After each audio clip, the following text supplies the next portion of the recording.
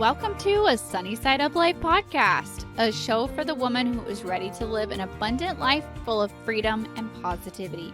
I'm Sami Womack, and I'm on a mission to help you break free from survival mode, gain financial freedom, stay motivated, and focus on what matters most. Join the movement and let's start living on the brighter side of life together. Welcome back, you guys, to another episode. I have another great interview lined up for you guys this week. Amanda has been someone who has been on my list since literally before I started the podcast, almost a year ago. One of the first people that I knew I wanted to interview because, for one, she has a great story and she's like such a huge person in the debt-free community, basically because she is the founder of the hashtag debt-free community. And how a lot of us have found each other. So I'm so excited to talk to her. I'm going to have her share a little bit of her story and a little bit behind how the whole debt-free community got started and where it is moving to as it's just growing and growing. So welcome, Amanda. Thank you so much for being here. Thank you for having me, Sami. Yes, I'm so excited to talk to you. So tell us a little bit more about yourself. I'm sure pretty much everybody knows who you are, but if we have some people who aren't debt-free community people yet, tell us a little bit about yourself, your family, your puppies, all your everything that you have going on. Of course. So my name is Amanda. My husband, Josh, and we've been married for almost 4 years. Our anniversary is this summer. And we recently paid off $133,000 worth of debt in 3 years and 7 months. And when I started, we weren't married. We were dating at the time. So I had to go through the struggle of trying to get him on board without going too crazy with it. And then cash flowing a wedding, getting to the point where we're doing this together now and then really paying off debt after debt after debt and then finally becoming debt free. Yeah. And that was pretty recently. When was it when you guys got debt free? It was July 2018. So we're almost at a year. Gosh, it's almost been a year already. I know. So that's crazy. I feel like it just happened. Like, I feel like I remember you I remember you picking out your outfit to go on Dave Ramsey's show to do your debt-free scream. And I remember the whole shopping and I felt like everyone was packing with you. Everybody was so excited. And gosh, I feel like that just happened. That was awesome. Yeah. It goes by fast. Yeah, it does. It does. So what are you guys doing now? What has been going on in this past year since you guys have been debt free? Right after we became debt free, we had a very sad incident where my Basset Hound Mac passed away a month after we became debt free. So through the medical bills of trying to figure out the vet bills, trying to figure out what was wrong with him, to the afterlife stuff, that threw a little bit of a wrench in our emergency fund plans. And then we went on a couple of trips. I went to FinCon. We cash flowed both of these. And then we went and did our debt-free scream on the Dave Ramsey show. Yeah. So that was fun. And since then we've been working on saving our emergency fund. And now we've kind of switched gears. We haven't finished our emergency fund, but we're saving up to move to Texas. Yes, I'm so excited about that. And I really I was telling my husband that I was interviewing you and all that kind of stuff. And I was like, I told you she's moving to Austin, right? And he was like, yes, you told me. Yeah, you already told me. So we're about 4 hours from Austin. We're in East Texas. We're kind of over here in the middle of nowhere between Houston and Dallas. Okay. So Austin isn't really too far from where we are. My sister actually lives in Austin. So I'm definitely excited for you to get over there and start doing some meetups and all that kind of stuff. Sure. I definitely am going to have to make a trip down to Austin for a meetup once you guys get moved. Maybe once a year we can do a big meetup where people from the surrounding areas drive and come to it. That would be so much fun. That would be so awesome. We'll talk in a minute a little bit more about the meetups, but that's something that I really want to get more into. It's just so hard when you're in a not very populated area. People are going to have to drive. Right. So I'll probably be making a trip to Austin to hang out at a meetup. So I loved your recent blog about moving to Texas. And I was one of those people who was waiting for your email to come out, like waiting for that blog to come out. Cause I was like, as soon as it popped up in my email, I was just like, okay, I have to figure out like what all is going on. So tell us a little bit more about your move and like everything that is, I love like all of the reasons behind it and how it aligns with y'all's like big vision and all that kind of stuff. So tell us a little bit more about that moving situation. Yeah, so we've been going back and forth for years on if we're going to stay in California or if we're going to move. The top two options have been Florida and Texas because the company that we both work for has locations there. So it would be really easy for us to transfer, keep our California salaries and kind of make the transition to a cheaper living and while keeping the same income.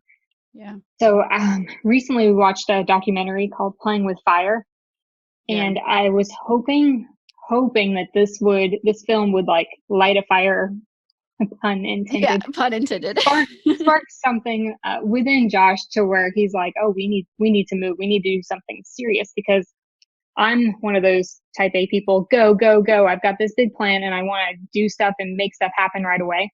And my husband is not. He's not a planner at all. So I have to kind of go lightly as I'm making these, or as I'm trying to do stuff for our future. So the film, it really helps for him to see things from a third party, like somebody else doing something and how they're making their life better. And then he sees it, oh, they're doing that. And it's easier for him to get on board than Right. listening to me. Exactly. Yeah. This or all my crazy ideas. So after we watched that film, throughout the film, they were going into how much they were saving by things that they were doing. Like if they were moving to a cheaper cost of living, they would show how much their saving increased for that month. Working on grocery budgets, they would show how much they're saving in that specific area. So after that, we were both just like, man, we got to get out of here because California, right off the top, we're getting 8% taxed on our income. Then you add in all the high cost of living. Our rent is $2,100 each month. That's crazy. Yeah, all these expenses, they add up. And so we realized that the beach really isn't worth it. The sunshine tax. We're ready to make some big moves so that we can reach our goals. What I think is crazy is I was reading your blog and I was seeing the number comparisons. And for people like us who are in East Texas, Austin is expensive, like comparatively. And my sister just moved to Austin. Like, I don't know, it's been about a year ago. And I remember her like saving up and being like, oh my gosh, like I need roommates and I need like, it's so expensive in Austin. And so I'm seeing this and I'm just like, that is crazy to me that Austin is so much cheaper compared to California. But for us, Austin is expensive because everything is so much cheaper here. And I just think that a lot of people, like I've noticed more and more people in the debt-free community, like moving to cheaper places, cost of living areas, because it's just like, it's crazy. It's so crazy. And I just like, I see like, Ellie Mondelli and they're doing their, they're saving up to buy a rental property. And she's like showing how cheap all the houses are in Tennessee. And I'm like, yeah, that's about how much it is here in East Texas. And I just think like, I love that you guys are not afraid to kind of step out of that box and be like, yeah, we're willing to move for our goals. Like a lot of people aren't willing to, like they say, oh, I really want to do this, but like, do you really? What are you doing to really make it happen? And I love that you guys are doing that. I think that that's so awesome. And with such a big platform like you have, I just can't even imagine how many people that's going to affect. It's amazing. So I'm like really excited to watch this whole part of y'all's journey. Thank you. And I'm really excited for y'all.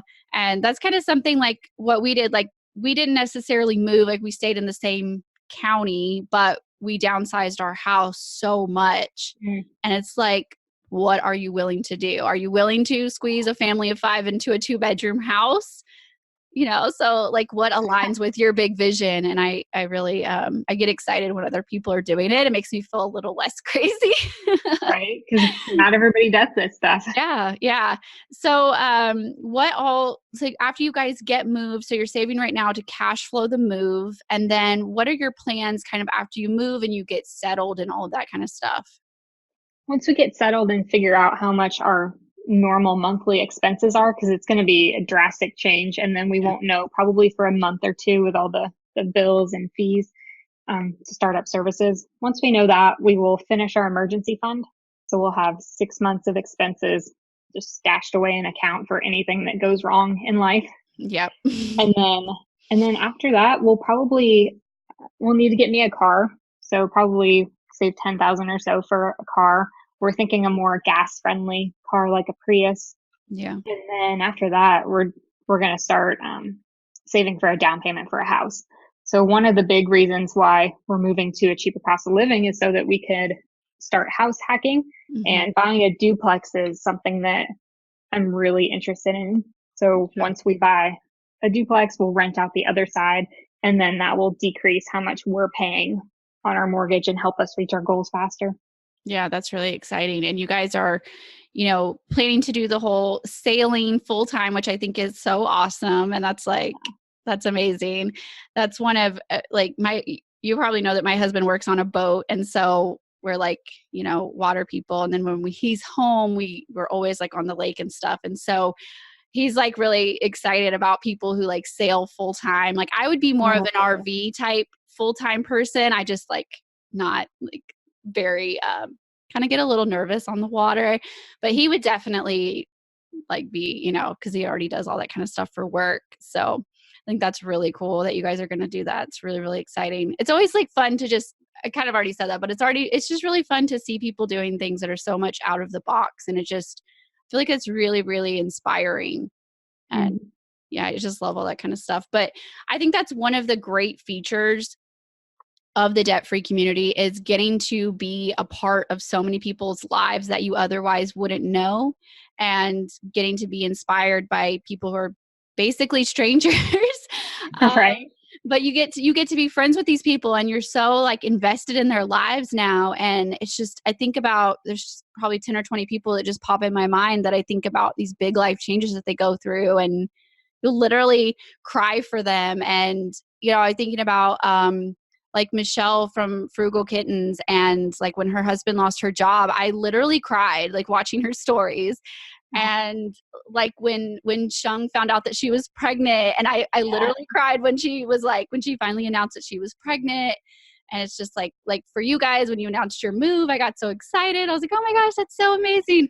It's just so fun, I feel like, to have that community aspect. And I want to know more about like what inspired you to start it. How did you start it? Like, I just feel like there's so many people involved in it. And even like Dave Ramsey's team is using the hashtag now, which is insane. Yeah, that's so awesome. It's so crazy. But how did it start? How did you lead this whole community, this whole movement? So it's really funny how it started, because I wasn't inspired to start it at all. It was born out of annoyance. Hmm. Because a couple years ago, there weren't a lot of people posting about their journeys. Like you couldn't find Yeah. people to follow or to relate to on this journey, which is a huge part of getting out of debt, is finding people who are doing the same thing to where you can talk and stay motivated. But there weren't a lot of people doing this. There was only a handful of them. And so I would try and find more people by searching different hashtags like hashtag Dave Ramsey or debt free. The feeds were starting to get polluted with a bunch of people selling stuff like the skinny wraps or the tea. And Yeah. so I was tired of seeing it. So I put out a call to the tiny community we had, and I said, we need our own hashtag. And then we put a list together of ones that we liked, and then we voted for it, and Debt Free Community won. That's how it was born. Yeah, I remember like when we first started our journey, we definitely did not follow anyone. We didn't talk about it on social media at all. I think the only really social media that we followed was just Dave Ramsey's account, and that was Right. really the only blogs that we knew of. That was the only Facebook page that we knew of. And they weren't even really posting on Instagram back then. Instagram wasn't really that big, like 5 years ago. It had just kind of started. Um, so I kind of wish that I would have had all of this like when I first got started, and I feel like it would have been so much easier. So how Here. Yeah, yeah. This I was actually my second time trying to get out of debt. The first yes, time I fell off hardcore. I went through some personal things and went deep down in a hole. I went out and got a new car, took out more student loans, and I didn't have a community like this to talk yeah. to when I was having a rough time. So I just went backwards. I actually didn't know that until you sent me your bio for this interview, and I was like, how did I not know that?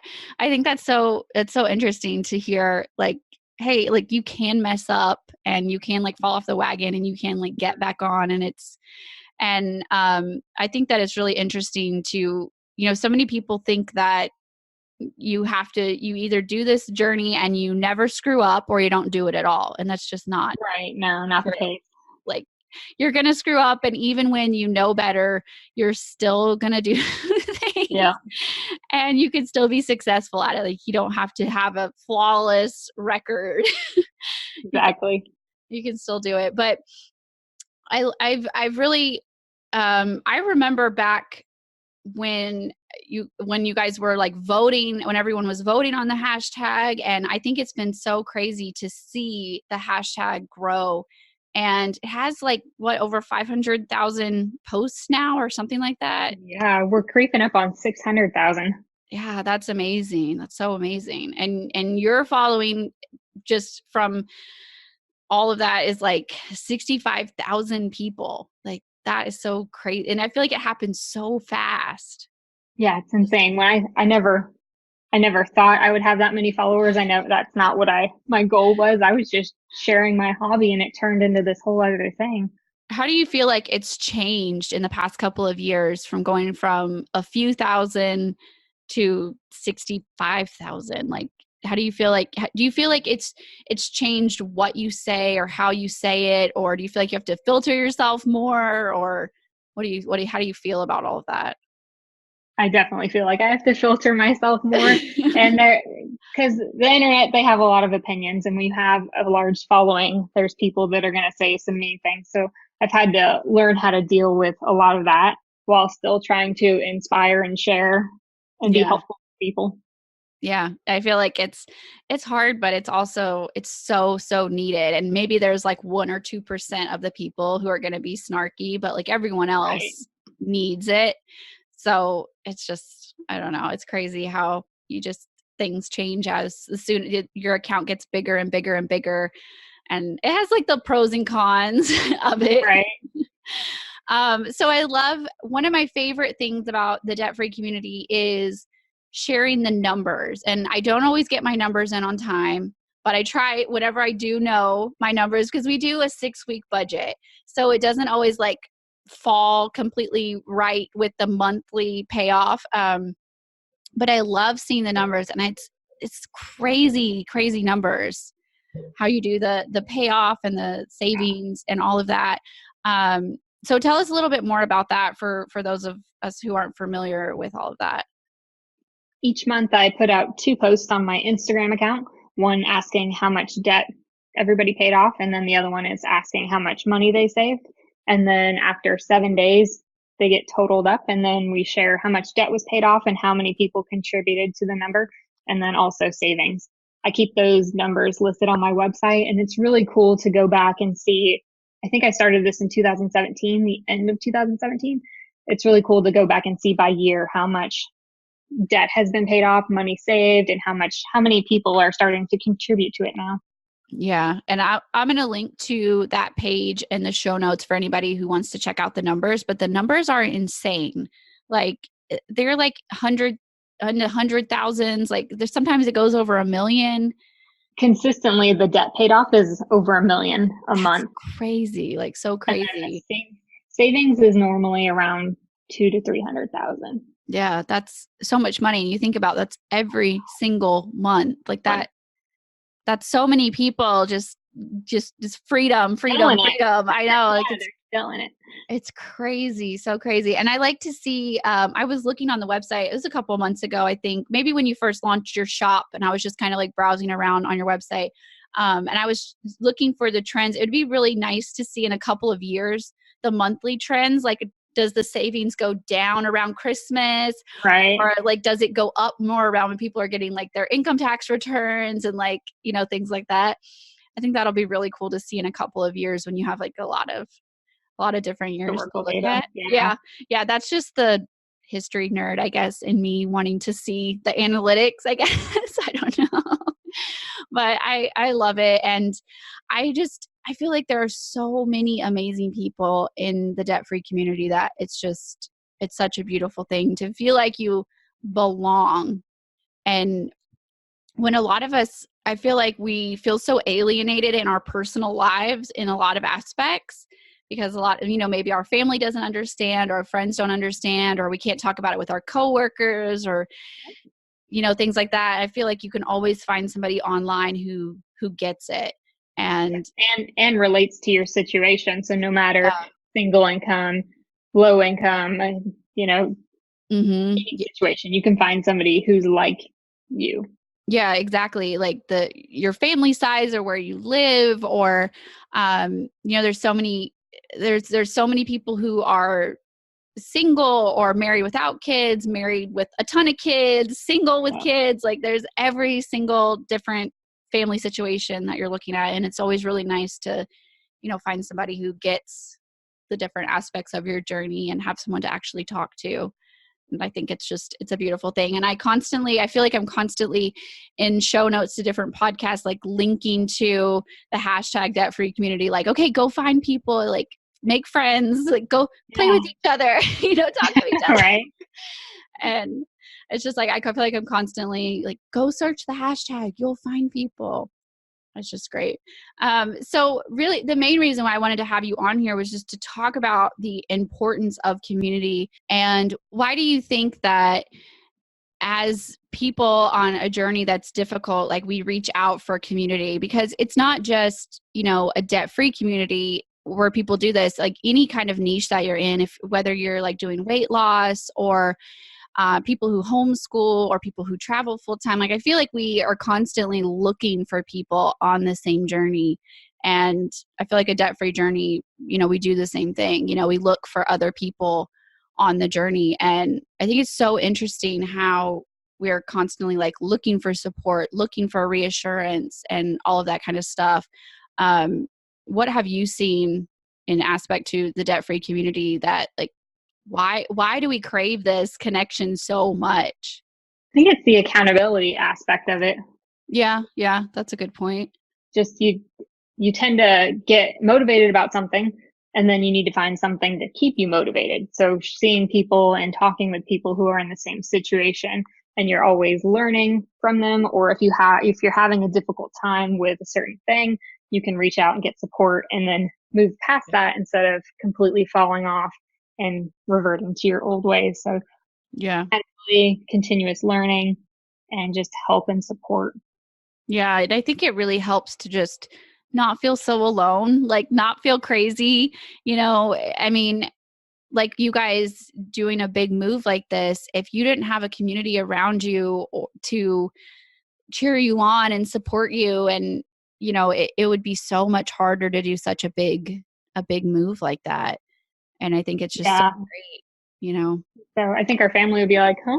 A little bit confused. Why? What is going on? I mean, I know when we moved out of our big house into this tiny house, we had a lot of people that were like, why? Why do you want to be like cramped on purpose? I just, but we're sharing online and people are like, yes, do it. Like live in a tiny house. It's awesome. And they see the big picture. Yeah. The big picture. Step back and look at how you want your life to be and doing the things to make that happen. Yeah. And I think like it's so nice to have people to just ask questions, bounce ideas off of, and just kind of go along the journey with you. And I think that it's just such a great thing. And I think I know that there are also some negative drawbacks, like you said, like having a big following. Kind of sometimes you get some people. What kind of negative things? What are the cons that you think you've seen from sharing your journey so publicly with everyone? Some of the cons of sharing it really weighs down on you sometimes when somebody says something rude when when all you're doing is trying to help. It takes a toll. And I've had to learn to pay more attention to all of the positive comments, all these 100 positive comments and that one negative one, but I can't help but focus on that one negative I one. So know. it's been a learning experience, but yeah, it's just something you have to deal with online. Yeah. It's never going to go away. Yeah, I think that, And you go ahead. really have to think of it's they have a problem with themselves so that they're reflecting onto you. It's not me that's Yeah. doing anything wrong here. It's something that's happened in their life that's making them respond this way. Yeah. And I think that it translates so much for, everyone might not have 65,000 people following their entire journey, but we all, even if you don't really share publicly what you're doing, we all still have a community around us that might just be your coworkers or your family. And that translates to you're still going to have negative people, whether it be online or in your real Yeah. life, who are going to hurl criticism at you or make snarky comments or say, well, that's dumb. Why are you doing that? And Right. I think that fear of being like the oddball out really stops a lot of people. It stops people from sharing. It stops people from doing it in the first place. Yeah. And that's why community is so important, Yeah. because all the people in your real life are doing the normal thing of going into debt, buying all these things, and you're trying to step back and get your life in order. And that's why it's so important to reach out to people who are doing the same thing. Yeah, and get to start turning them into real life friends. And, you follow people for several years and you start to get emotionally invested in their lives. Oh, And you start to, just send them words of encouragement when you know that they're going through a hard time. And then they do the same for you. And it's amazing to like actually have friends that you've never met in real life. I know. It's so awesome. It's so awesome. So what else? Do we have anything else that you want to share? Like, I'm just so excited to have you on here talking with us. Like, I'm going to link to all of your stuff in the show notes, of course. I'm going to link to the blog where you talk about your move, and for anyone who hasn't checked that out yet, and definitely get on your newsletter. Tell us a little bit more about your newsletter and everything that you have going on with that. Yeah. So I've started doing a weekly newsletter with different sections. So the first section will highlight some of the wins around the debt-free community. Like the last one we had, somebody had paid off their car. Yeah. I do recommended resources. So if there's a book or a resource that I think would be helpful for the community, I will put that in there. Got exclusive information. So my email list was the first to find out that we were moving, and any kind of products or discounts that I'm coming out with, they'll be the first to know. You have a lot of great stuff on there. I liked it's been several weeks now, but the the debt, what was it called? Where all of the debt numbers were like rolling and like going up, like how much debt people Oh, were in. What was it called? I can't remember what it was called. oh, Uh the debt calculator.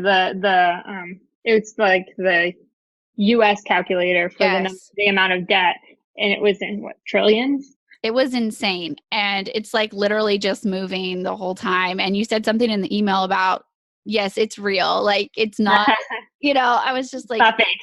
no way. I seriously sat there and like, I just got this like punch in my stomach kind of feeling. I was just like, oh my gosh, that's so much money and so much debt. It's crazy. And I immediately like forwarded it to my husband and I was like, and this is real. And he was like, that makes me want to throw up. Like, Yeah. is crazy. Oh, the other thing we were going to talk about the meetups. So tell us a little bit more about the meetups, and I'll definitely link to that page. Um, what are some people doing with the meetups and getting together in real life and all that? Tell us a little bit more about that. Yeah. So last summer I did the first debt free community meetup. We did a barbecue, and it was a pretty good turnout. There was 15 or so people there. And then after that, I didn't really do one, and I had a lot of people requesting to do another one. So I started doing monthly San Diego meetups, and then other people around the US started doing their own. So I put together on my website location and who to get in touch with to attend a meetup, or if you want to host your own. I put it up on my website, and now there's regular monthly meetups all across the US. Yeah, it's awesome. It's so awesome. And I'm going to Dallas in July for the Rise conference, for Rachel Hollis's Rise conference, and I'm going to stay a day extra. So I'm going to try to organize. I mean, I don't live in Dallas, so I have to like find somewhere to host it at. But that's my goal, is to do one that weekend in July, and like try to be brave and like do my own.